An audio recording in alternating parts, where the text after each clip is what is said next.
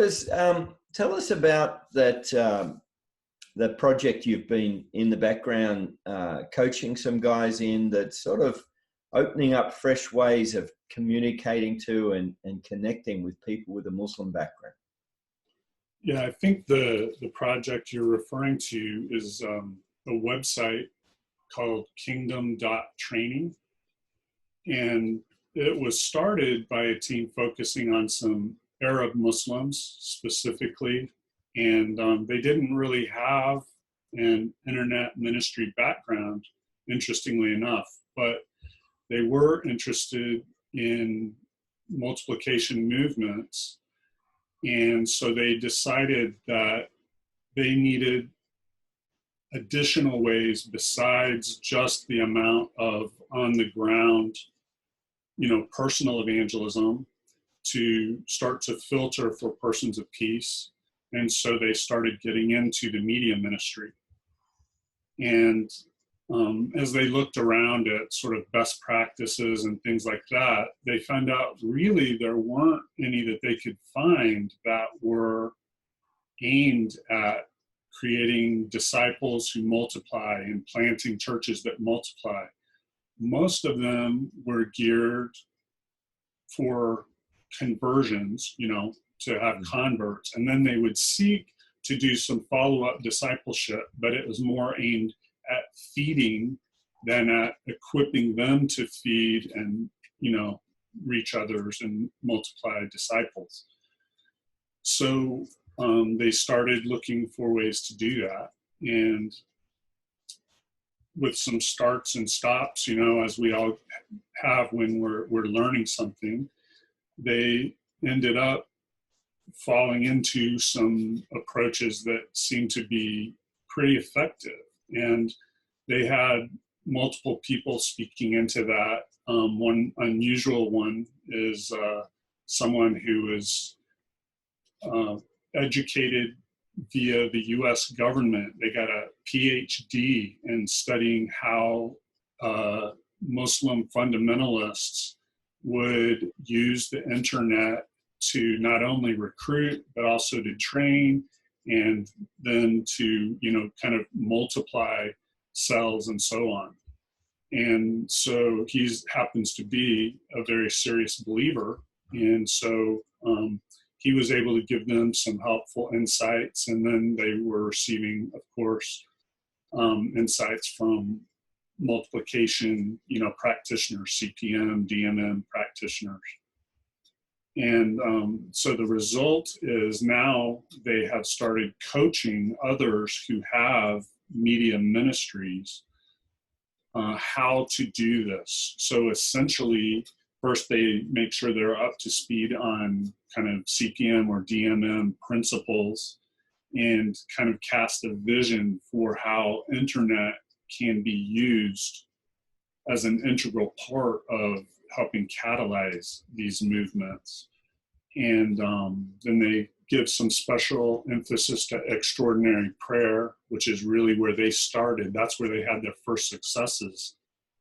And then the development of personas. So that would be the type of person that you are particularly aimed at. So that what they seek to do is find out from live, evangelism attempts, what types of people are tending to come to faith, and then crafting an entire, approach based on that type of person's specific felt needs. And then they started determining over time, what were the critical steps along the path that were sequential. And then there are a bunch of steps that don't have to be sequential. They're non-sequential, so they can happen at any time. And then based on these, sequential critical path items and the non-sequential ones, they're able to craft, approaches through whatever the local social media, platforms are, and so on. And then a critical aspect is at some point, really, we're wanting this to connect with offline behavior and offline, church and offline disciple making. And so there's a lot of emphasis put on how to make that connection from online to offline. And then they'll coach you through the best media platform for your situation, and some sort of branding or marketing coaching, development of content, development of targeted ads, and then setting up a really rigorous evaluation process so that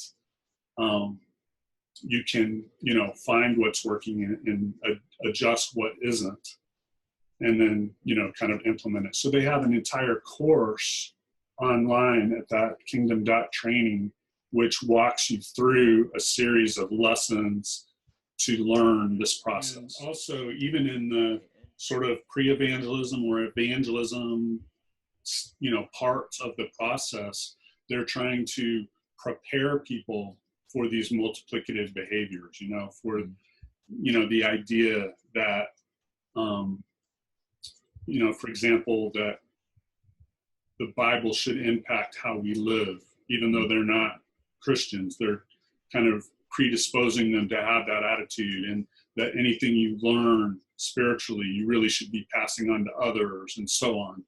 And so they're sort of starting with the end in mind, as they develop the entire approach to these, pre-believer attempts.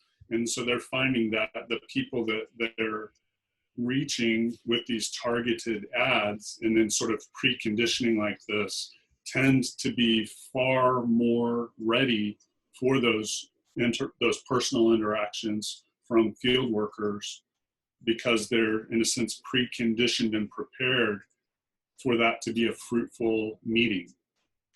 Okay, now in some settings that could be a dangerous meeting, because how do you know if the person's genuine?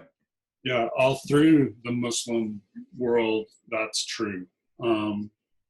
So, that's another benefit, in a sense, is you're having a much more thorough screening, in a sense, of the people that you're meeting with.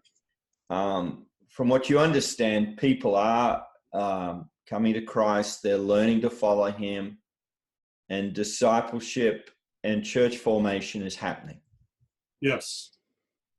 And generational growth is happening. Okay. What else are you seeing out there in the field, Curtis, that you've just got your attention? As long as we're on the theme of online, attempts,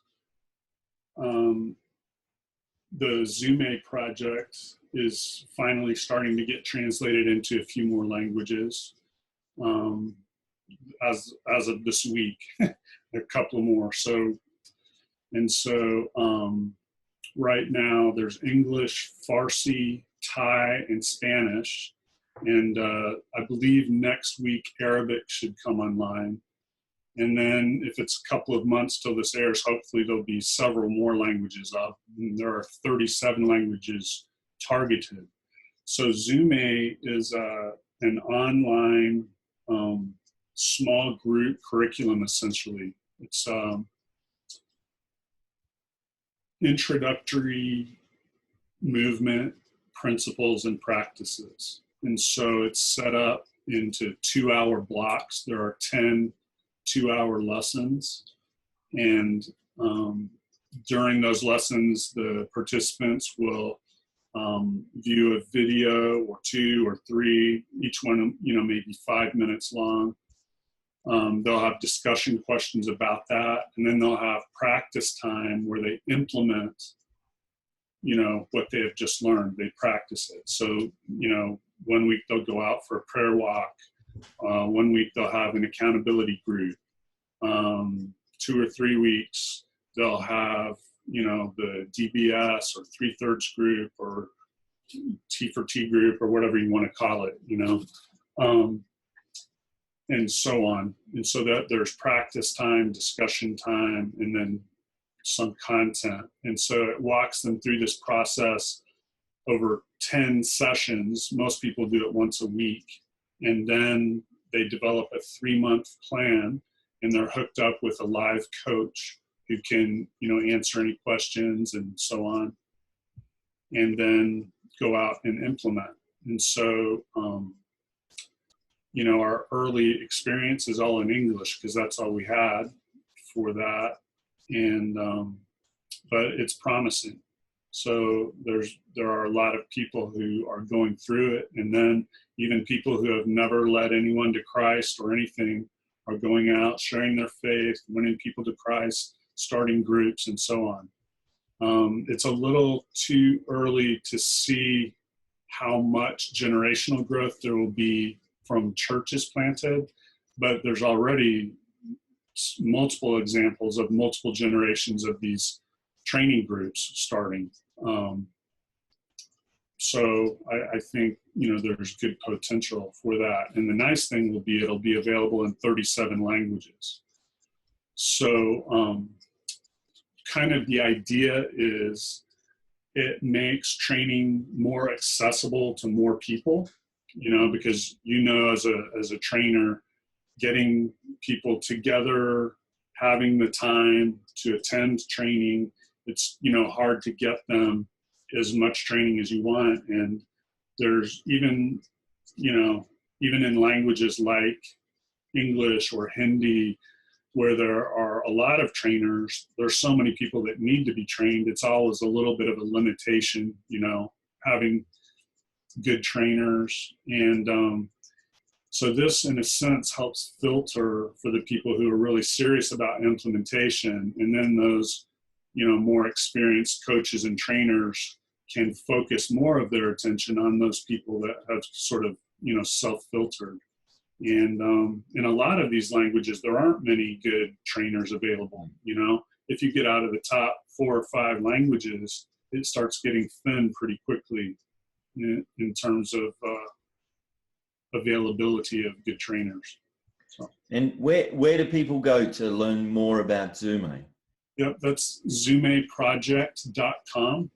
So that's Z or Z for you Brits and other, Commonwealth folks, zumeproject.com. Great. Okay. And so same pattern that you're finding, in this case, connecting with people who want to go and multiply. This has been a good way of taking that broad and then filtering. Yeah. And so, it hasn't scaled yet because it hasn't really been promoted much at all. Actually, in some senses, the website's still under development. So we're kind of waiting till we think we've got most of our ducks in a row before promoting it much. But already thousands of people have gone through the training, and, a fairly high percentage of those are seeing some fruit. So we're encouraged. Yeah.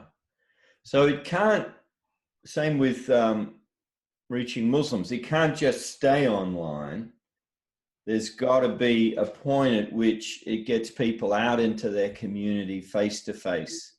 And that happens right away with the Zume because the people meeting for the training are meeting face to face. They're in groups of 4 to 12 people. Okay. And they actually go out into the neighborhoods practicing what they're learning. So, that offline stuff happens during the training. So, great.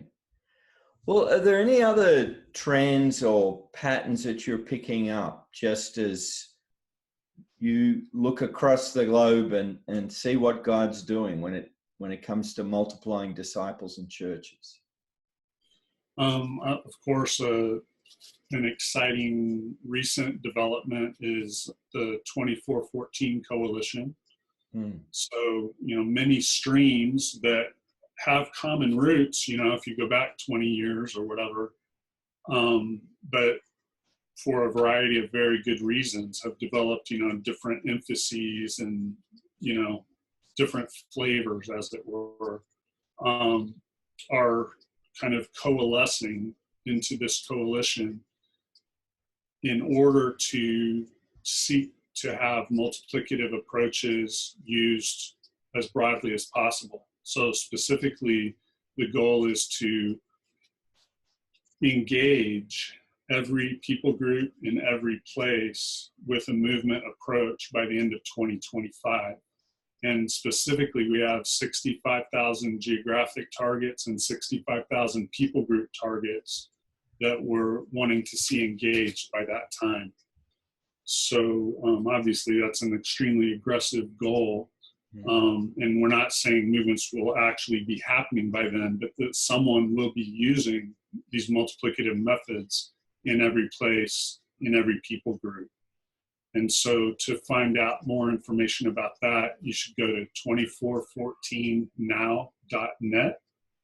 And if you go to the Connect pull down menu, so 2414now.net/connect, there's a little description of sort of what it means to be a part of 2414. And if you're interested in that, you can click, that you're making that commitment, and then there'll be a information form you can fill out, and then you'll be connected with appropriate people within the network to sort of take your next step, depending, on the nature of your interest.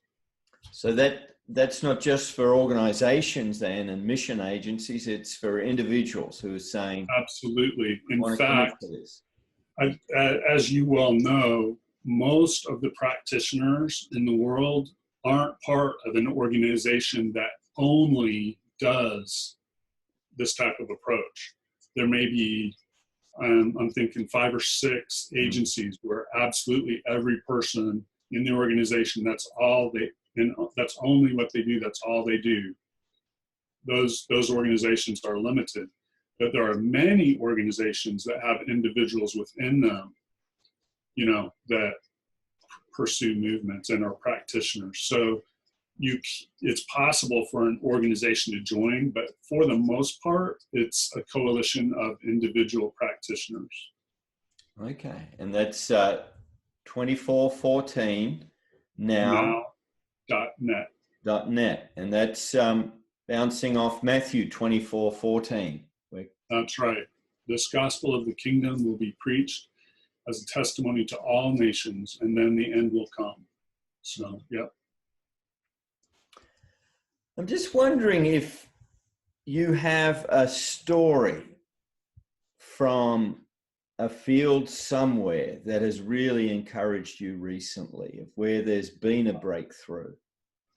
What's happened among Burmese Buddhists has been particularly encouraging because, we've seen multiple big breakthroughs among Muslims, multiple big breakthroughs among Hindus for sure, multiple big breakthroughs among animists, and now more and more in Christian background areas, nominal Christian areas. But sort of the big chunk of people groups where in a sense, the big movements had been pretty scarce was among Buddhists. And so that may be the biggest one among, kind of real Buddhists, which, discounting some that might sort of claim to be Buddhists in China, but they're not anywhere close really, So to me, that was kind of a big one because Buddhism had continued to be somewhat of a tough nut. What's taking place? Yeah, just, huge numbers of believers, churches, lots of generational growth. And, they're reaching other people groups, including, even before all of the problems started with the Rohingya Muslims, including them. So they reached large numbers of, that people group even before all these problems started, which actually helped seed, the diaspora from them. So, yeah, it's really encouraging. And are people indicating, what have been the natural factors that have led to this breakthrough, or is it just the mystery of a sovereign God? I haven't talked to the primary leaders about that particular topic, but I could give some guesses that, but the years of repressive government and things like that, and the, resultant poverty, even in the midst of, the part of the country up toward the north where you're in the Golden Triangle and just awash with cash that is, pretty much controlled entirely by the drug lords, and the normal people, still suffering from great deprivation. And so, as in many cases we've seen historically, when there's just a huge dissatisfaction with the status quo, people seem to be more ripe for kind of these big movements. Are there any other hot spots that have been a pleasant surprise?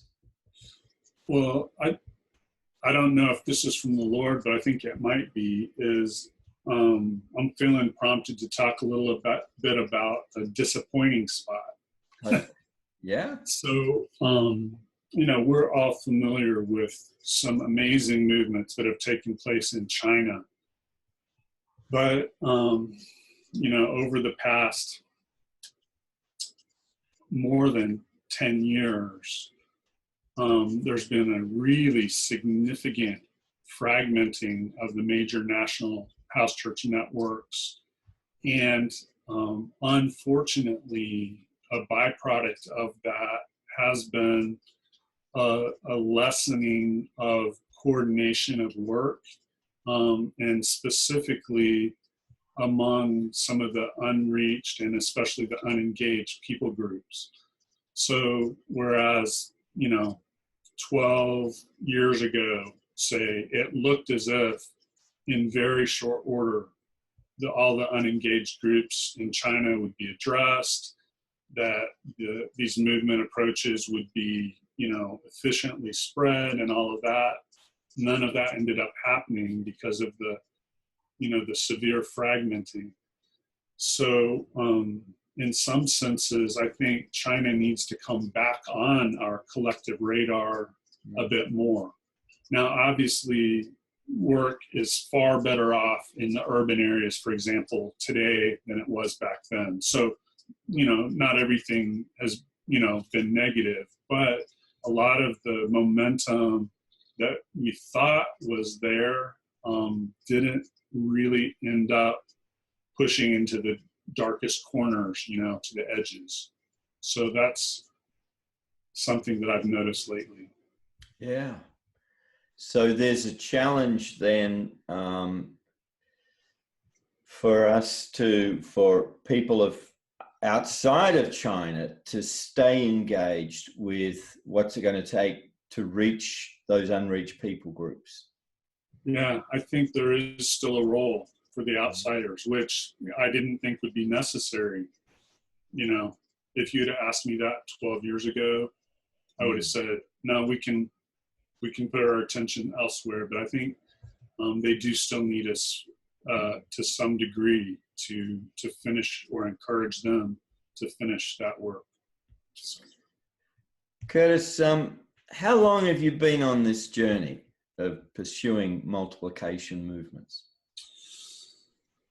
Specifically multiplication movements, really since 1992, early 1992. But kind of the focus on the No Place Left vision really starting in 1980. I was at an all-night prayer meeting and felt a very clear call to that, and started pursuing that, and then got involved in the movement, aspect in 92 out of sheer desperation. So I won't tell the whole story because it's kind of long, but the really short version is I was on the ground among an unengaged group that was just extremely unreached, and realized that the best case scenario in terms of any type of ministry I'd ever heard of, or seen, would take hundreds of years for this people group to be reached.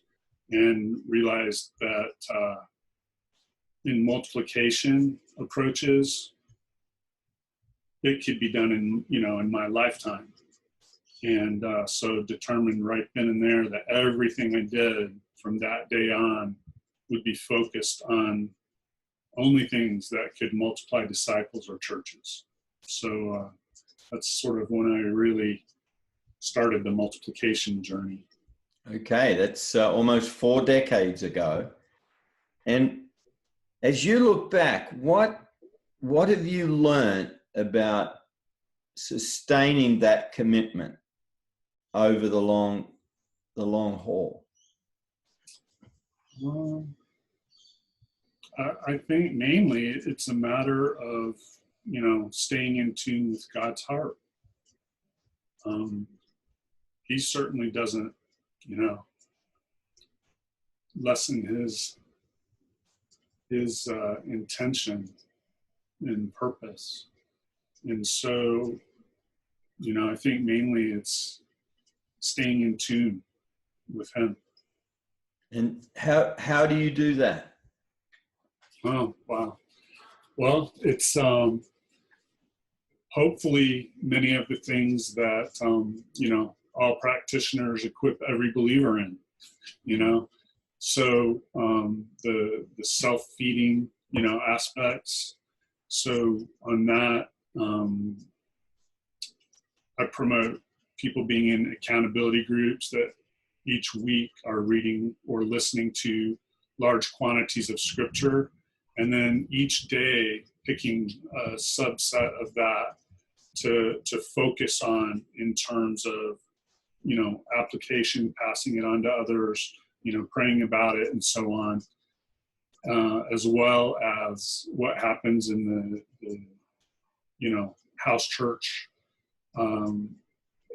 application time, the, prayer with fasting, and trying to set aside large chunks of time for prayer, including listening prayer, very intentionally,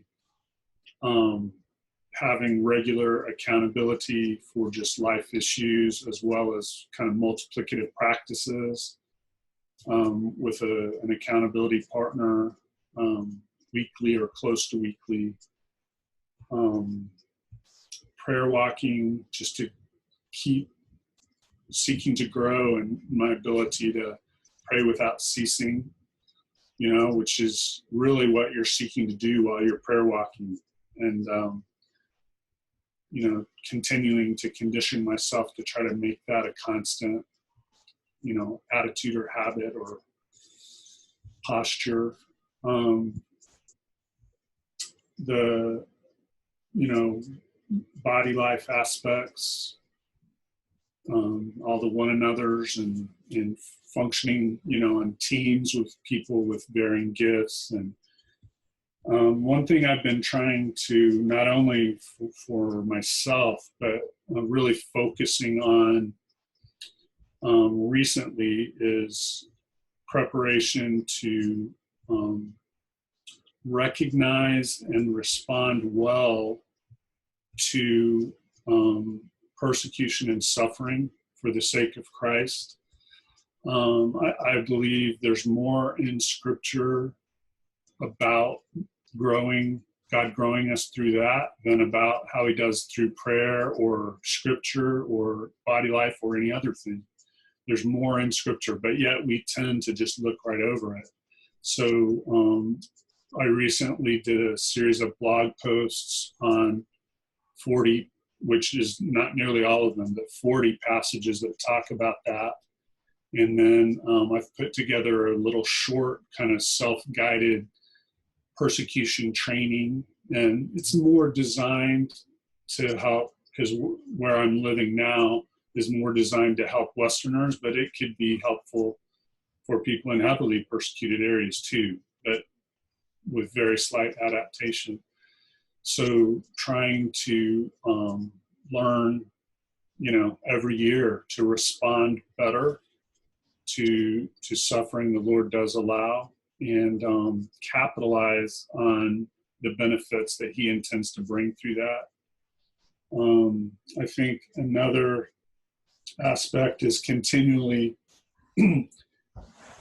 seeking to see the world through two lenses. One being your ongoing relationships, your friends, family, neighbors, coworkers, classmates, and stewarding those relationships well. Either if they're non-believers, bringing them to love the Lord, and if they're already believers, discipling them to be more fruitful. And then the other lens being, everywhere else, with an emphasis on the darkest, the most needy, the least, the last, the lost. And then trying to be intentional about keeping both parts, both lenses active, and so that I'm,